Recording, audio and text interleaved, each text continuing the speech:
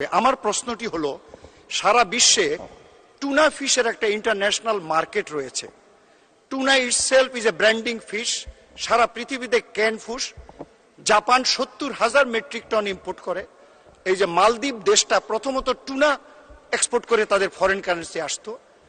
আর মাননীয় প্রধানমন্ত্রী থাইল্যান্ড সফর করে এসেছেন, ওরা প্রায় $15 বিলিয়ন টুনা ফিশ বিদেশে প্রসেস করে।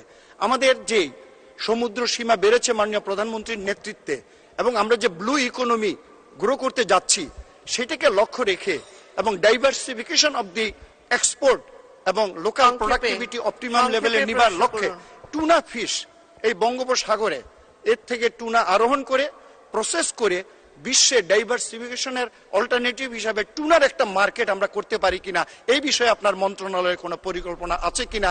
ধন্যবাদ মাননীয় স্পিকার। ধন্যবাদ মাননীয় সদস্য। মাননীয় মন্ত্রী।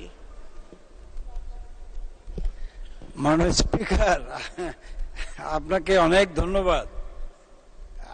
যে প্রশ্নকর্তা প্রশ্নটি করেছেন তার অবগতির জন্য বলি যে আপনার এই ভাবনাটি এটি অনেক আগেই আমাদের আজকের মাননীয় প্রধানমন্ত্রী বঙ্গবন্ধু কন্যা শেখ হাসিনা ভেবেছিলেন বলেই তিনি 262টি ট্রলার লাইসেন্স দিয়েছিলেন। কিন্তু দুর্ভাগ্য হলেও সত্য যে গভীর সমুদ্রে যেই টুনা মাছ আছে সেই জায়গাটায় এই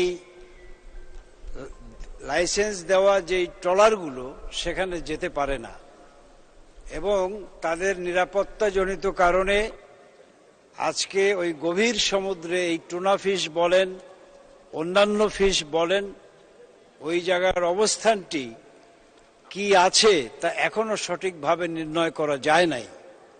তবে আপনাকে আমি অনুরোধ করব, জাপানিরা এই টুনা মাছের কি বলে যে বড় ভক্ত, এবং তারা এটাকে তাদের প্রধান খাদ্য হিসেবেই নেয়, এবং আমার যতদূর জানা আপনার তাদের সাথে একটা সম্পর্ক আছে।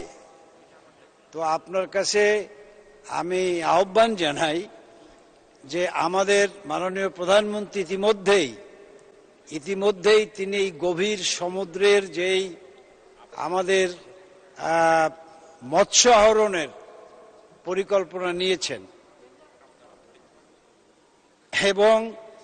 এবং যদি জাপান সহ অন্যান্য বিদেশিরা এই আমাদের গভীর সমুদ্রে